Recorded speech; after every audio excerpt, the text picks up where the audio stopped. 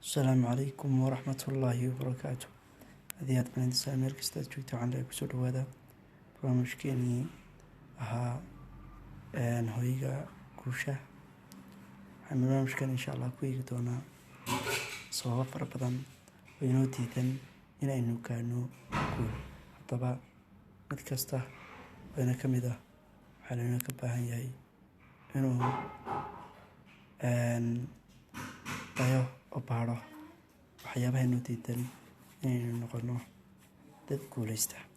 Haddaba videoga ku xiga waxaad insha allahu uga bogan doontaa sidii aad ku noqon lahayd qof guuleysta, qof hela wadada ka celinaysa inuu ku guuldareysto nolosha, helana qof hela guusha saxda ah ee u dhaweynaysa inuu guuleysto.